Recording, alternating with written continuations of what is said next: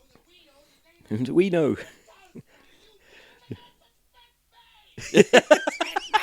You really believe it's panic? And this is the bit that even people that don't get this film, and there's a few people that don't get it as much as that's ridiculous, and I don't get them. But even people that don't get this film can't not laugh at this moment. I don't think I've ever watched this movie with anyone and they haven't laughed at this moment where they're screaming and the camera's zooming in and out. Back and forth, yeah. Yeah.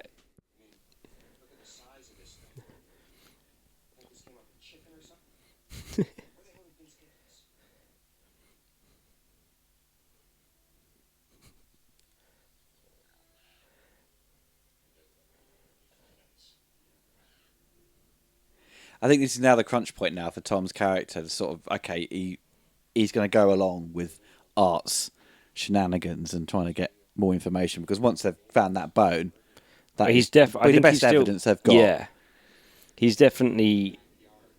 Yeah, but I think he still does. It's when he finds the wig that he really snaps. Oh yes, that is true. Yeah. Look at Hanks. The way the camera stops zooming and Hanks carries on screaming. It's like that.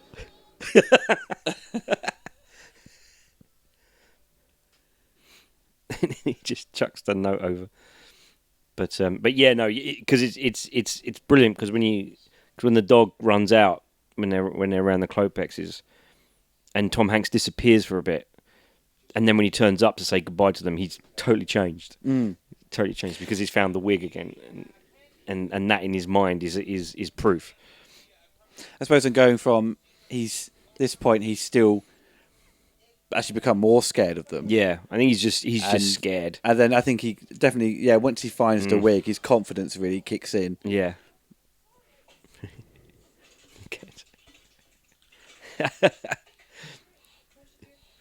Carrie Fisher plays that so well.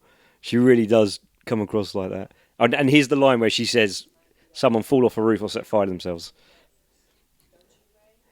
which is exactly what happens later.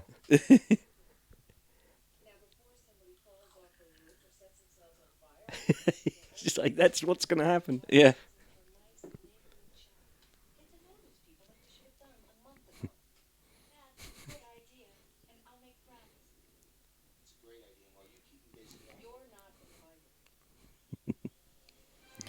He's a troublemaker. Yeah, I know. He stayed home. It's like, you should have probably invited him so you could keep an eye on him. But this is a great shot. So the gag where Bruce Dern falls through the porch, and then when he's just keeps standing there in the hole, so he's like down there, and everyone else is up here. It's great. I love it really, because Carrie Fisher is really, her character is the only grown up out of this whole bunch. Yeah. Because all the men Absolutely. are basically just a bunch of kids. Oh, totally. Yeah. But she does try to keep up that facade of being in control. But I think she does get kind of freaked out. They can't help but get freaked out by them once they're in there. Here we go. This is great.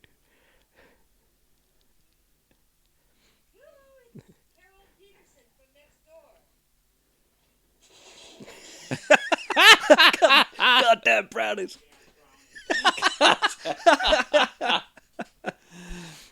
Wendy Chow. Look at that bum fluff beard.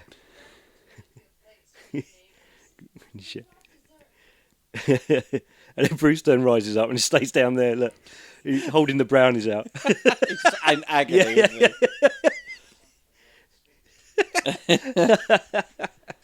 And Tom Hanks here, doesn't want him to recognise him. It's like that is a proper that's a moment from Big. That look on his face. Yeah, totally. Yeah. Right, now I think this is where there's a hell of a lot of that grain comes up in this scene. I think. Well, this is I think the production designer had said they kind of modelled the interior of the old lady's house in Gremlins. Yeah. But not so kind of. In her film, it's also a little bit more lighter and not so kind of that's right. damp. Yeah, it's James Spencer, isn't it? He did Gremlins and this. I think he did Inner Space as well. Yeah, which has got great production design. Inner Space. The way that's an 80s movie, but feels like a 60s sci-fi. Oh yeah, it's fantastic. Classic line. Game with the Give the flame. flip. There's so many lines out of this movie that me and my mates always quote. Now this chap here was pretty much deaf, wasn't Brother he? Theodore, yes. Yeah, 'cause apparently he just was shouts deaf. over his dialogue. Yes. The way he just outside comes, the way he just all comes, day. the way he just comes straight up to Hanks there and just gives him that look.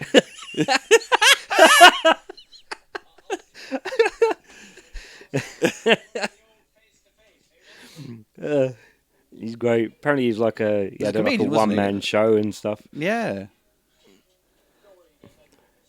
Yeah, because it's a creepy film. Is he wearing like a Batman T-shirt or something? He's wearing some. Because early on he had sort of Batman logo on like his red T-shirt as well, but it kind of looked like it's been through the wash, like it kind of worn off. We'll have a look.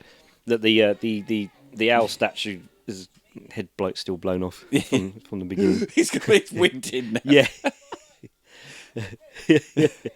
Right, this is a fantastic gag. Look at this. Right, boom, and then and the kids just laugh. And then now we just have awkward silences. Oh God, yeah. And just the way Brother Theodore is just staring at Tom Hanks. He's like peeling off the wallpaper, and just loads of it comes off. Look. Oh God, you can sense it, can't you? Someone is staring at you. And then, this is brilliant. He just keeps going, and then realizes what he's done. Shit! It's just like, why would you do that?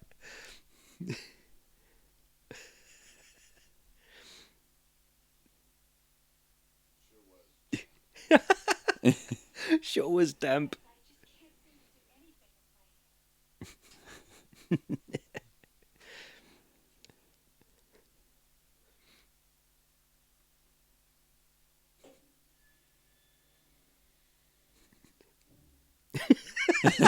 Thumb.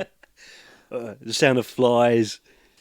It's also like you've got a giant furnace downstairs. Also, like you've got I remember I saw Home Alone. He kind of Macaulay Culkin's character's scared of this giant furnace as well. Yeah, but he doesn't really. Well, this is a real husband-wife moment where where she just gives him the look. Yeah, you got to eat it. You got to eat it. Yeah. and he dutifully does it.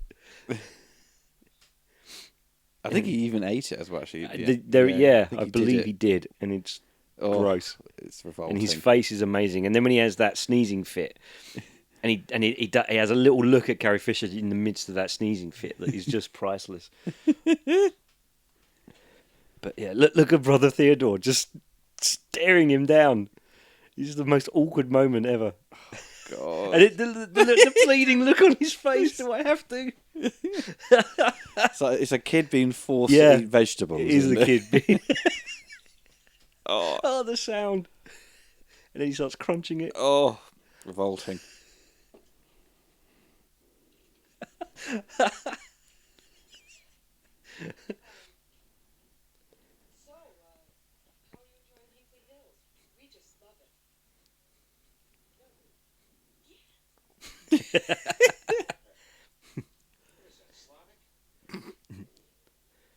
No. Tom Hanks.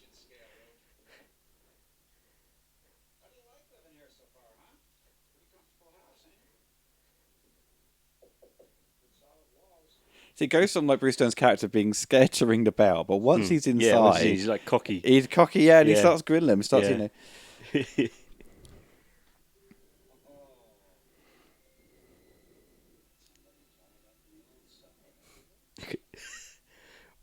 Wait, look at this little look he gives Carrie Fisher.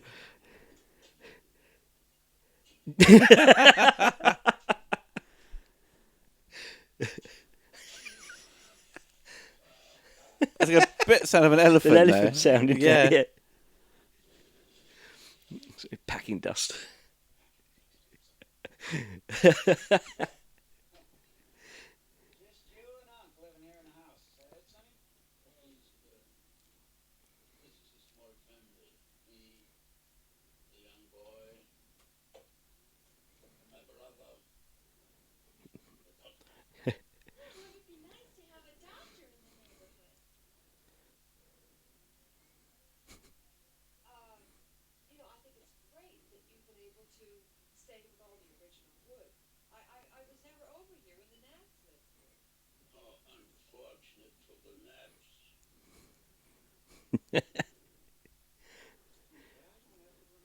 You think it's like he's doing the summer and I've got like a Yeah, fireplace going, yeah, he's roasting yeah.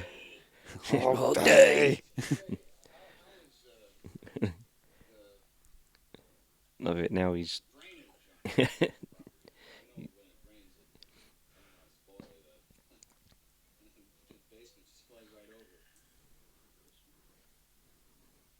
comes up with a winning idea.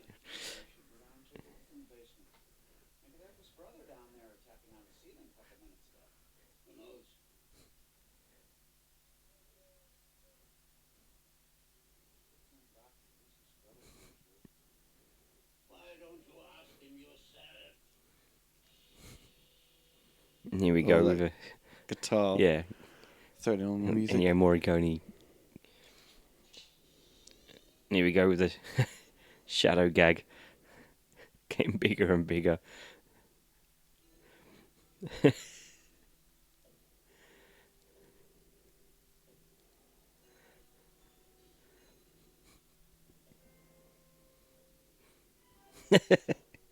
And then little Henry Gibson comes out.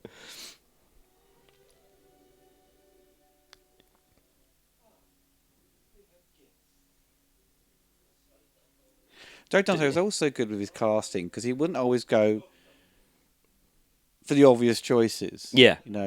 Obviously, No, absolutely and not. he'd always often choose people he worked with before. Yeah, he had people his that stock had performers. pretty past Yeah. their kind of moment or stardom. Yeah. But it would Oh just yeah. kind Oh, of, he always went back to the past. Yeah. Particularly people that work with Roger Corman, people like that. Yeah. He was always. So this is a shot there that it's like it. As a director myself, I know that you would have a shot like that, and if you didn't have any music on it, people would watch that and go, you got to cut out that shot. You can't, because you imagine that silent, and it's just Yeah. Tom Hanks holding his hand up to the camera, basically, and showing the red paint or that looks Yeah. like blood. It's like, yeah, but the music is what does it. It's interesting how as a director you do get paranoid about things like that. So that's why you throw temp scores into things to let people know that music's going to carry things sometimes. Look at that. That I believe was a painting used in the Night Gallery, the Rod Serling thing. And he TV can't figure series out that what way it Spielberg, goes. yeah, he doesn't just can't figure it out. Which I think Spielberg had his directorial debut on that series. Oh. The candles. I'd probably smell the blood if it is blood or paint. You probably would know. Yeah, I think it's paint definitely. And they just think that he's blatantly getting out some kind of sleep drug. It's like a sugar substitute. I love it. Yeah. It's just now he's just made it his mission to make head nor tail of that.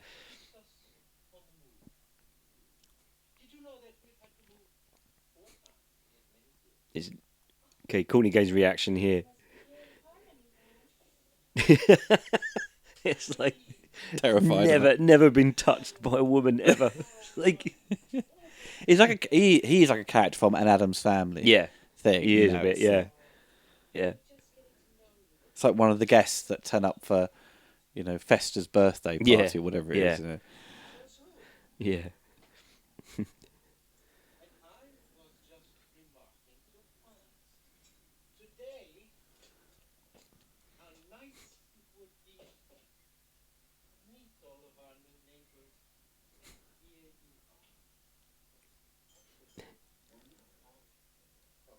He's still He's not. Yeah, eagle-eyeing him, he's isn't just staring him down, and Hank's there. I think he's checking there's no drugs in the tea. he?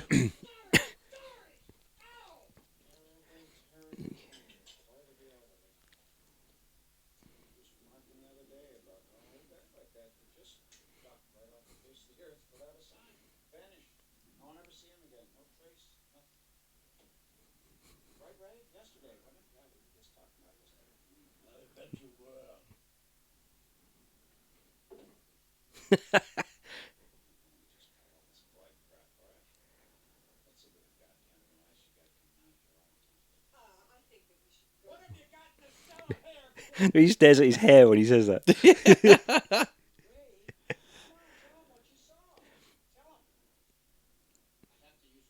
Okay, this is where so you see Hank's in that demeanour, and he's like running to the bathroom, and then he lets the dog out. And that's the point now. We don't see Hanks. Yeah, Where exactly. he finds the wig. Isn't Yeah. It? Oh, And then, Art's reaction is amazing. Yeah.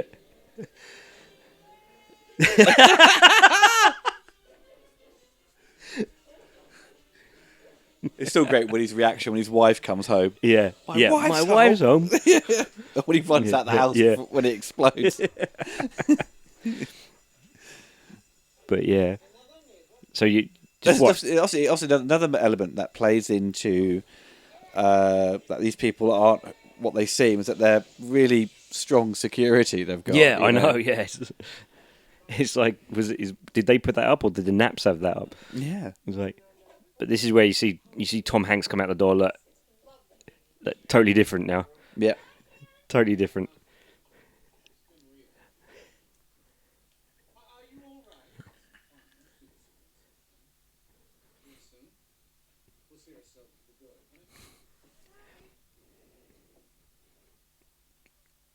Henry Gibson's face is great. Look. And then Because the faces they do, they don't indicate to the audience that they're tall bad guys there. Because they just look at each other. There's no yeah. kind of this No. nod to camera essentially. Yeah, no, exactly. You can read it both ways. Yeah. It's it's very very cleverly done. To be honest, it sounds like a simple thing to do, but it's not to sustain a whole movie like that.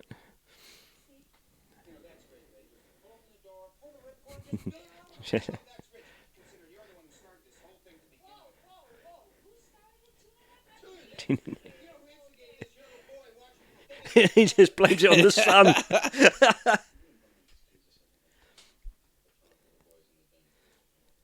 Talk with the boys. Yeah.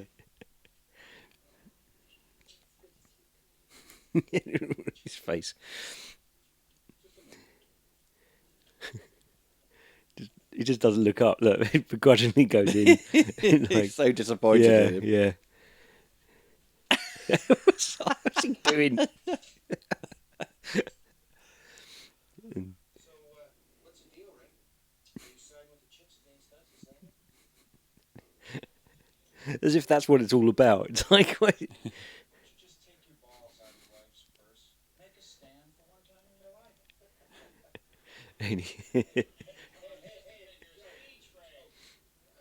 This is an amazing moment where But Bruce Stone, you kept that in your pants all day. But it's like when he's asked where did he get it, and he just motions to next door. It's great, just with his chin. Where did you get this thing?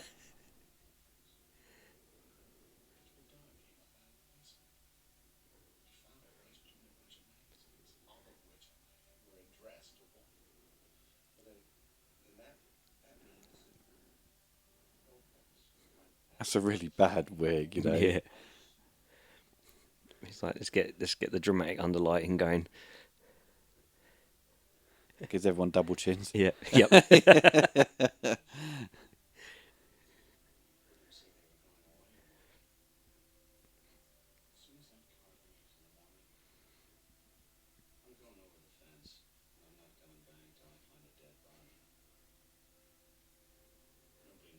Doesn't blink. Nope. Yeah.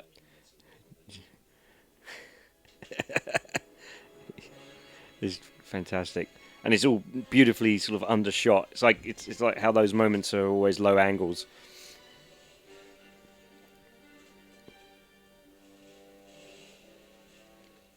The dog in there. I think that dog's named after a real serial killer. Really? Yeah, I can't remember what it is though. I think if I ever get a big garage like that, I'm gonna have a green lighting inside it, so everyone thinks I'm slightly evil. when I come out Absolutely, yeah. my I'd have garage. and a smoke machine inside. So the time I came out, it's just rising smoke, and the car comes out of smoke. Drive everyone paranoid. Yeah. There we go. It's great. This random person reversing out that. Wait, yeah. Early on, there's like a car just drove off, like after they got soaked, after being nearly bitten by those wasps or whatever. Yeah. But it's good that they keep having Yeah. something going on in the Yeah, background, exactly. so it doesn't seem like an empty. There's life out there. Yeah, yeah. Normality is out there Yeah, somewhere. you need to have some life to it. Yeah. There's normal people that aren't caught up in this nonsense, literally just down the road. Well, it's my vacation, honey. I just wanted to get out of the house. I would think after the week I put you through, you'd want to too. Why do I get the impression that you're trying to get rid of me? Well, I'm going to be gone all day, hon. I figured it'd be a good time for you to go see Evelyn. You, I'm with a cousin. I hate that, Dad. Woody is a moron and Diane smells. It's exactly, Moron. exactly the kind of thing kids say. Yeah. So, Diane That smells. kid's really good. Yeah. I think he does a great job. Look, he's like, I'm going to play so much golf. Yeah. He's like a cartoon character that has He is. different costumes for every occasion. It's like a character John Candy would easily Yeah. slot into. Yeah, absolutely. No, He he's, can't. no, it's a time Yeah. he can get to use all Yeah, his gear. he's all geared up. Look, he's loving it. He's got paint all over his speaker. What a fool! What are you doing?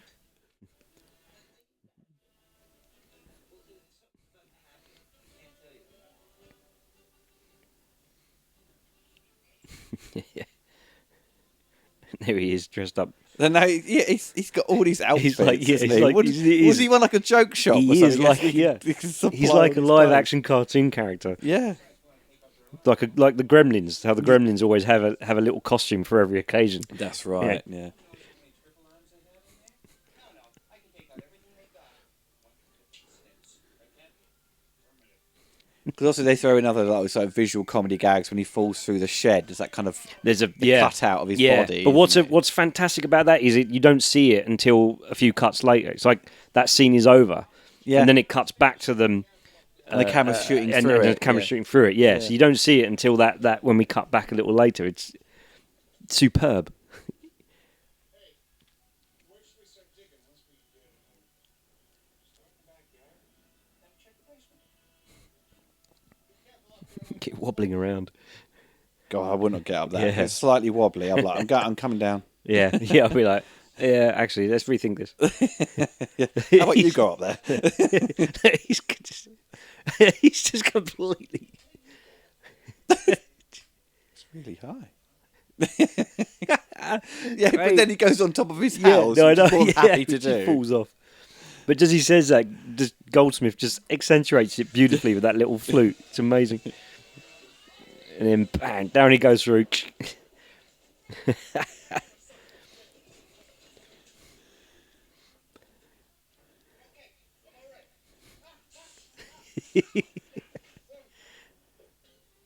Fingernails are all black.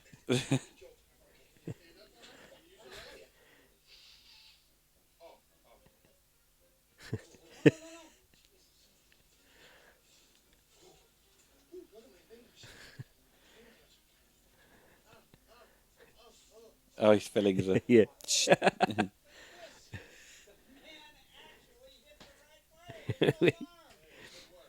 Congratulations. Give me 5. I'm going to set up a communication coach. You got it.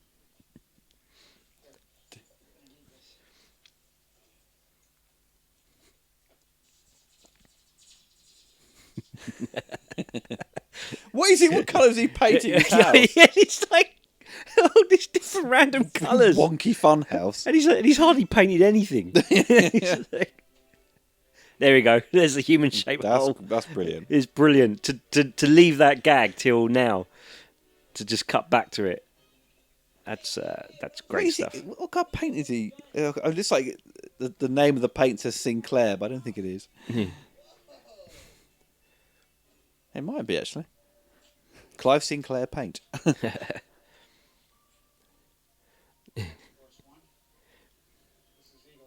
Red Rover. Let Ray go on over. It's like, Roger, Eagle Eye, we're going over. Roger. Red Rover, Red Rover. And Ray It's like, what's the point? And he's so happy. He's so pleased that they're just climbing over the fence as he says it.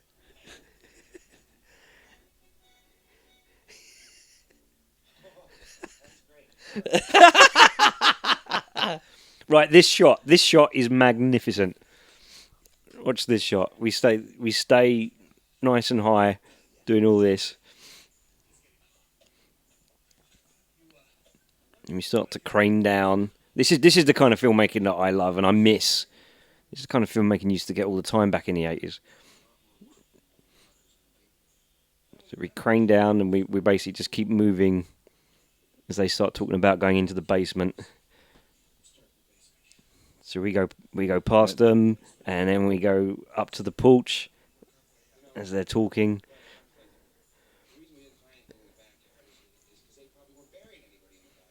That is really good. Yeah, and we keep Still going. going, still Yeah, going. We keep going all the way round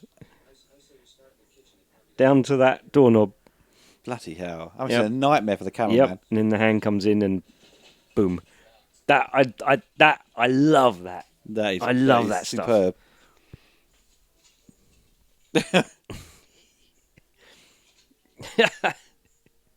Does this trick actually No, work I in don't real think life? it Where does people at use, all. I see it happen so Yeah. many times using their credit cards. I think It's either like the how does Americans, it ever work?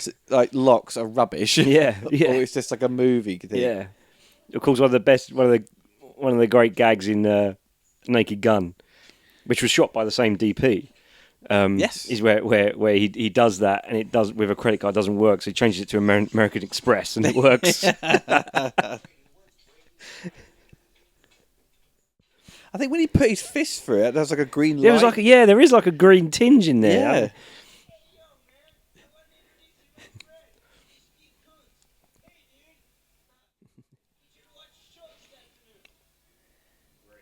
Yeah. Hey, dude. See, I have to admit that. I think it's the first Dutch angle. Yeah, we start going Dutch. We start going low angle, Dutch angle. We start going into all this stuff. And Joe Dante had. There's a way he does Dutch angles that I think is better than just about anyone.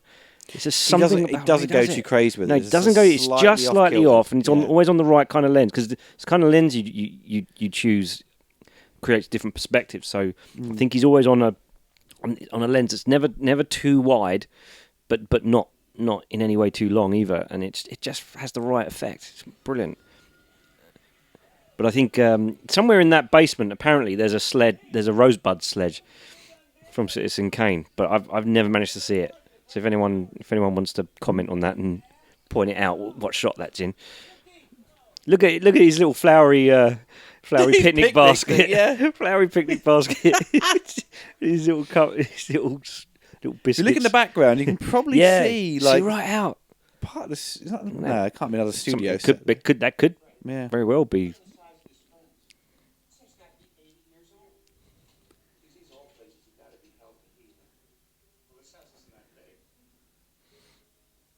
Yeah, see, look, it's all the beautiful moves, all the little slight Dutch. It's great.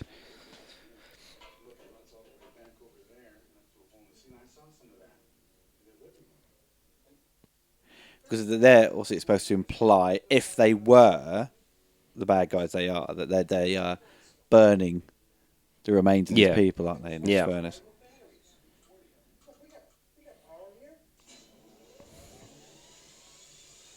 But if, like, when he powered that, if Tom was standing right in front of it, he would have been cooked. Yeah. When it all comes out.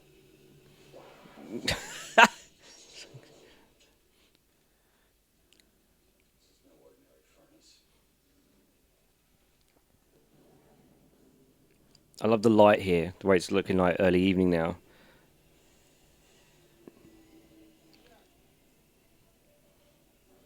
That's a good shot. And this is one of the greatest stunts ever. Look at Actually, this. it does look like This Bruce is- Stern when he yeah. falls off it. This is such a good pratfall. Look. Yo, Burbsfield! Look. It's amazing. Oh. One of the great pratfalls, in my opinion. up there with Michael J. Fox's "Sorry About Your Barn" and Bill Murray in Scrooged. Sorry, I thought you were Richard Pryor. And then the stack he does after that is legendary.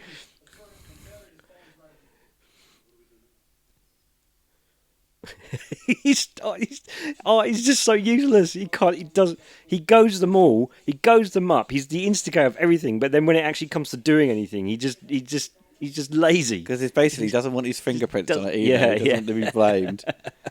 That's actually a good point. I didn't think of that one.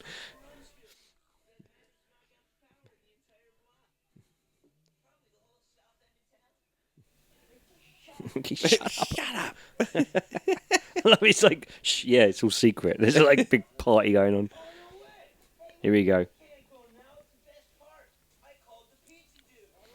Okay, I have to admit, a lot in most things I've directed, there's always some kind of Joe Dante reference in. And in one of my early movies, Seventh Dimension, the pizza dude is referenced. It's on an intercom, and you have to listen carefully, but it is. But in Hallows Eve, I've got a politician called Richard Miller, which is totally named after Dick Miller. Oh, brilliant.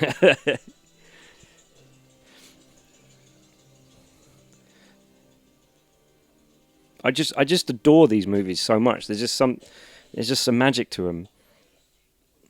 It's just something there's that nostalgic thing when you watch it. Like it's kind of what the references are. Yeah.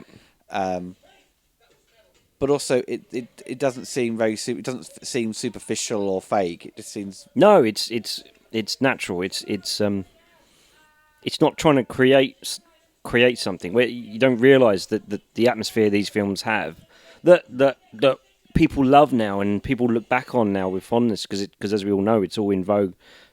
Stranger Things and all that, the 80s vibe. But it's more than just whereas back in the 80s and the 90s there was an affection for the 60s, the 50s and the 60s. But I think when it comes to movies, there is a definite, yes, there's an element of rose-coloured glasses when you're thinking back to this period. But these films really do have a magic to them that seems to live on. And people want to try and recreate if they can. Yeah. And and I certainly do. And I've in my career I've kind of learned to embrace it. I've tried not to fight it. I've realised that it's not rose. Of course, there are some rose-coloured tinted. There are some movies that I still love from the 80s that are obviously pants. But this sort of Dante world, the Zemeckis world, James Cameron and Richard Donner, all those directors and Spielberg in the 80s were just creating magic that's timeless. At the time, they had no idea that these movies would have no. Absolutely. In fact, most of Joe Dante's the funny thing is most of Joe Dante's movies were failures, and because he always refers to Gremlins as the medley of his greatest hit. They never did anything, but I would contest, if you look at the Stranger Things vibe and things like that, I'd say Explorers and films like that are got even more of that vibe that people are referring to, even more than something like E.T. Yeah, that you kind of point at and go, that's referencing such and such. Yeah, you watch Explorers and that's the kids on the bike thing. Yeah. Because with this one, it didn't bomb, thankfully, because it was produced it did okay. Yeah, but critically, it didn't do well at all. Yeah, we got Joe Dante got his worst reviews. I think, for this movie. Yeah, that's a great. Eating all their food. Parasites are eating all their food. Okay, all right. Now we come to just amazing sequence. I love this bit where Art just runs out. Yeah, there's all kinds of gas. He just leaves him. George Costanza moment. Yeah.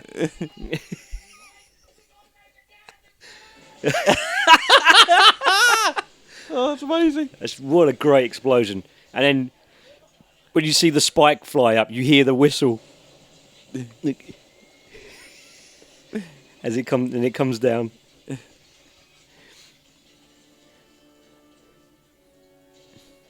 Because his window's still smashed. Okay, this is a great gag. This is amazing. That's a real physical thing doing that.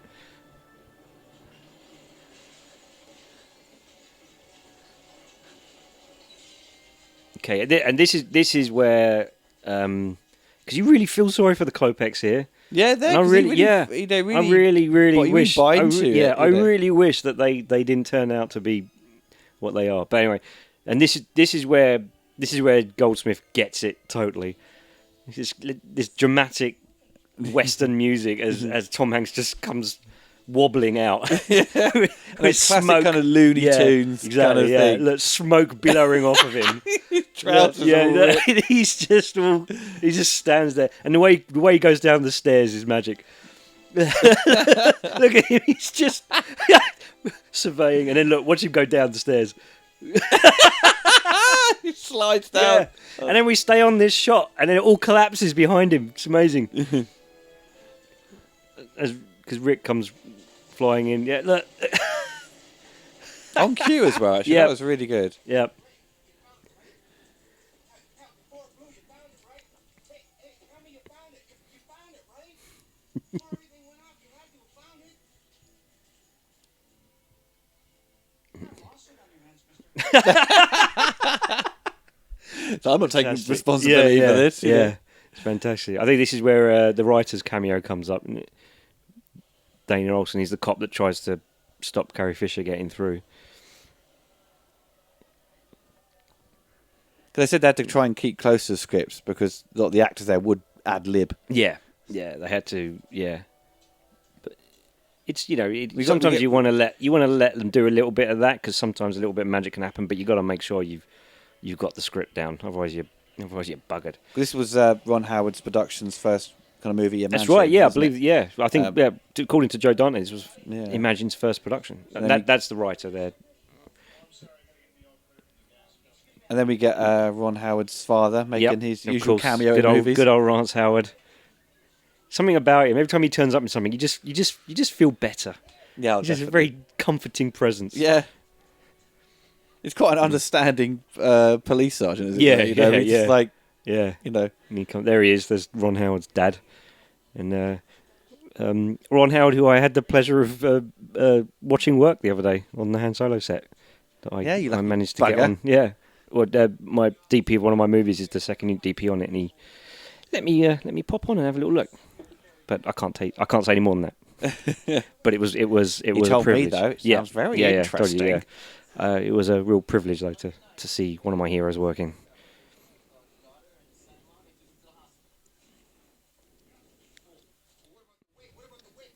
It's like so now we're getting into the area where how do we want this movie to end? I've never been satisfied with this ending. The end. This ending was never. I mean, in the original ending, the Klopeks still turned out to be the bad guys, and they kill Ray Peterson.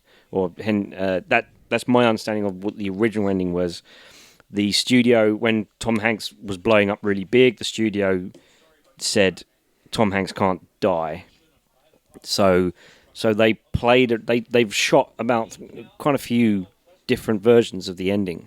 Well, there's different variations on like what they find in the Yeah, boot. there's different variations. I Trunk. think this is great. Ransom note.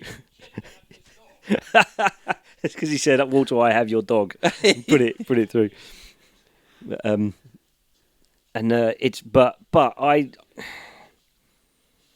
Because the speech Tom Hanks gives here in a bit is magic.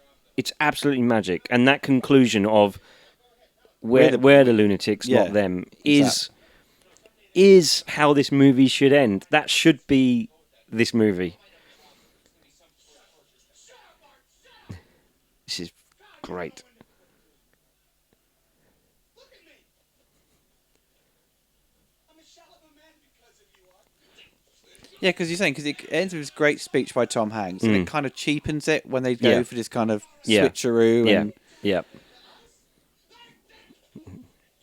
They didn't do anything to us. They live next door to people, break into their house, and burn it down while they're confident. What you're saying about people in the burbs are people like Skip, people who mow their lawn for the 800th time and then snap. Well, that's us. It's not them. You notice that the camera work is quite handheld. It's almost like Joe Dante said, just go for it. Yeah.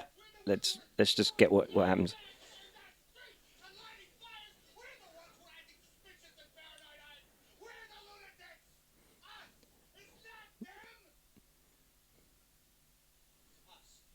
That is such a good speech.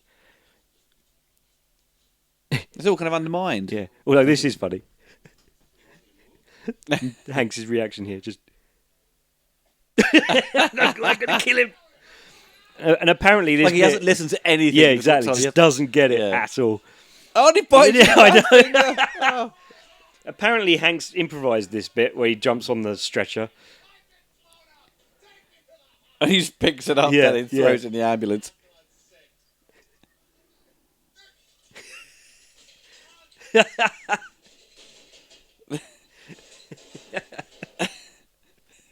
That's fantastic.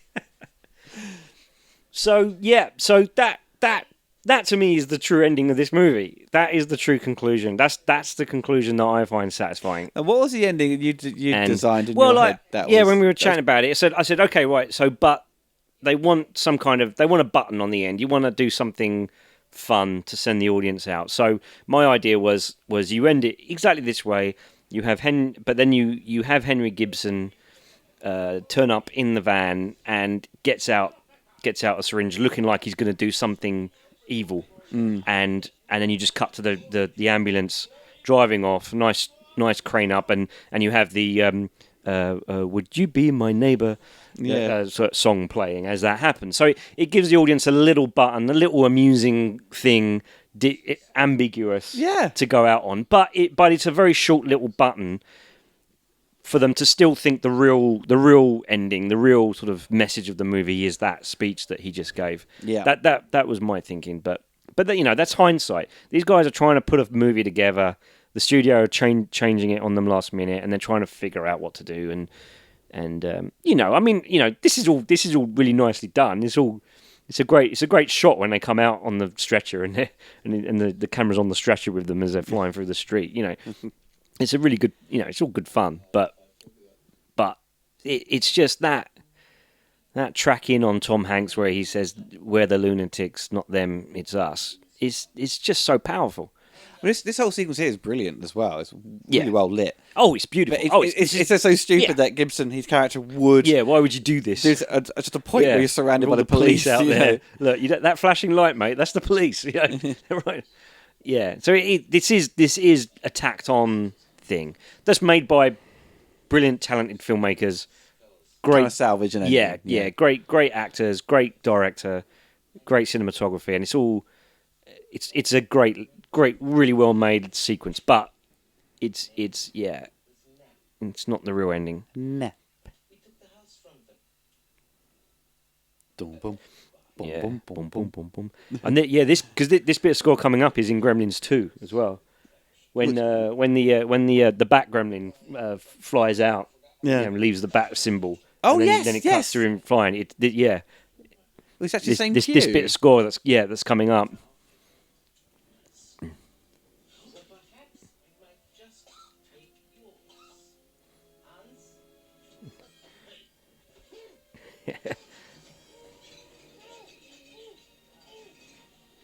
Here we go.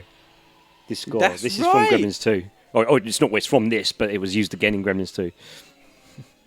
It's great. It's a great piece of music.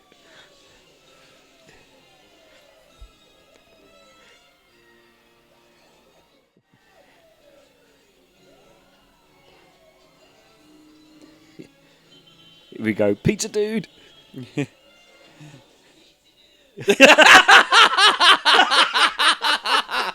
That is superb. Yeah, it is. See, dude. Right. See, there's such good little moments in this. It's lovely fun to watch. It's just not how you want the film to end. But look, this shot's great.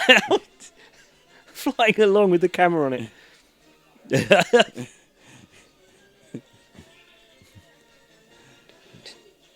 And the boot opens. So they shot different things in this boot. I think there's one version where it's the two where it's Robert Picardo and Dick Miller as the garbage men. That's right. What was it? What was the other one they said? I think was it cheerleaders or something? Yeah. Oh, yeah, because they'd taken off an actual, real kind of problem that was happening. A lot of cheerleaders were going missing. Yeah, that's right. In Yeah, LA or something. Yeah. I do like the way Corey Feldman does that. He just smiles. You do now. Dun, dun, dun, dun, With his dun, smash dun, cuts dun, to dun, the dun. skulls. Gibson's reaction's superb. Yeah. Oh yeah. Ooh, maybe. Oh, he's brilliant. He's great. Hey, Pinocchio. I think Bruce Dern improv this. That's right. Yeah. But it's such an epic takedown. It's like they both fail. Yeah. He slips and then he slips into him. Look. It's fantastic. And then he just does this line.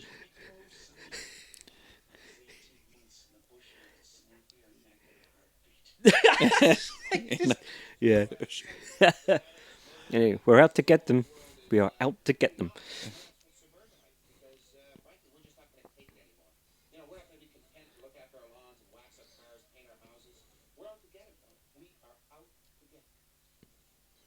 So yeah, I wonder I'm pretty sure that ending hurt the film in terms of its critical reception. I think the critics would have responded to it a lot more if it had ended on that note of them being the maniacs and the Klopeks are just normal. Yeah. They're just a bit odd. But they're normal. I would have liked a ambiguous ending. Yeah. So because when you return back to it, it's always when you've got an ambiguous ending, Yeah. it always creates sort of more interesting discussions with your friends. Exactly, yeah. And you can watch back over it and see little clues to what could be going on.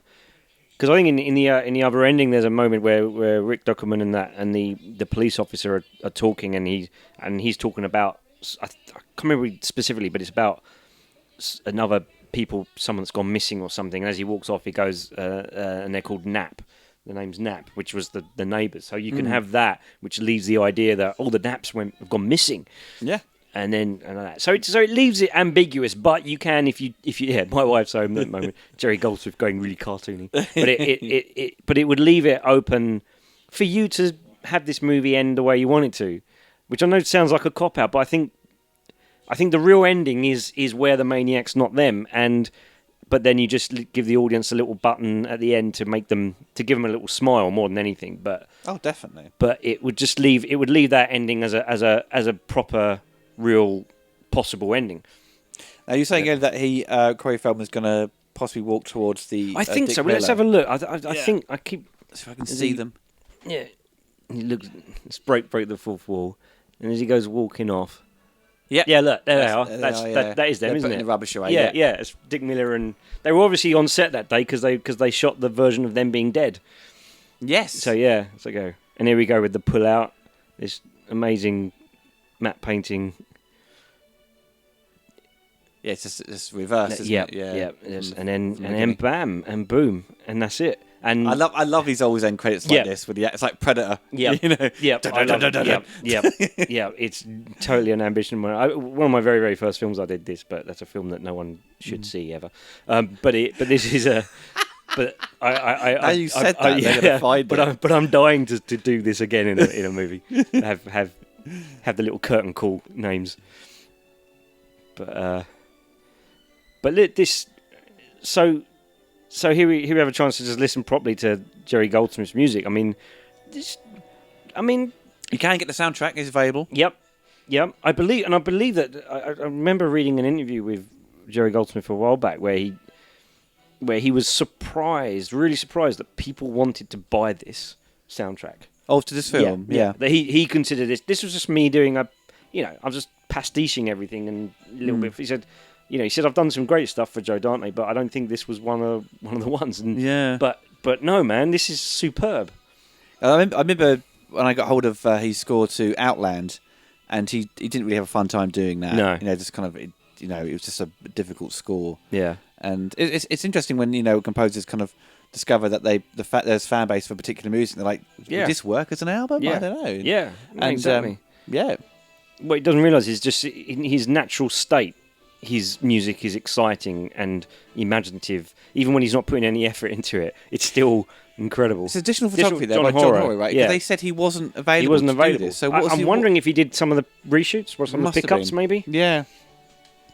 Like the skulls in the. Yeah, the boot. probably did. Because John Horry, obviously known as Ozzy in Inner Space. That's right. Yeah, Yeah.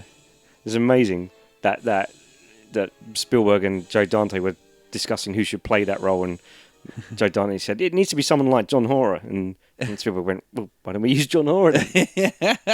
Fantastic. Does a pretty good job, you know. Yeah. A cameraman brilliant. is being an actor he's as well. fantastic in it. He's It's absolutely weird, isn't it? fantastic. Now this film is still a great film in Dante's collection. I think it's Oh, absolutely. It's one of the magic ones. It's up there. You know, for me, Gremlins, Explorers, this Inner Space, and Gremlins 2 and Matinee.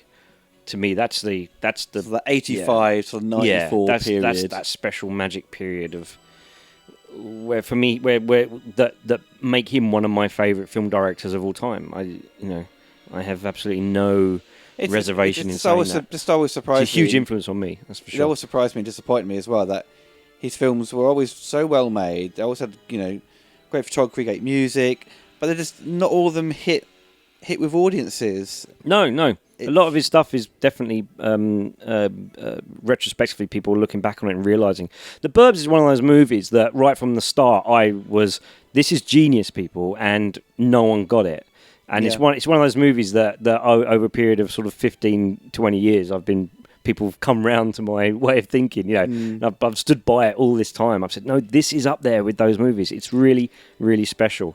I think this movie really kind of found its audience thanks to VHS, really, wasn't Yes. it? And it is always it is on TV still. I mean, it's a summer movie, Yeah. really. When Yeah. it pops up, and Yeah, you'll see, no, it's Tom totally. Hanks. I also was Yep. getting confused. Is this the Money Pit or is this Yeah, the Burbs? there was that whole period of the Money Pit and that.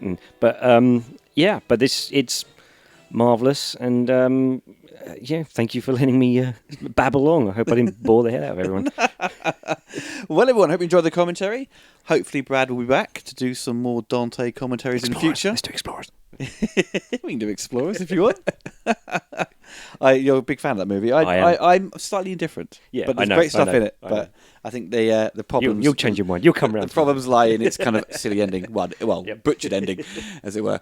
Okay, everyone, take care and goodbye. Bye.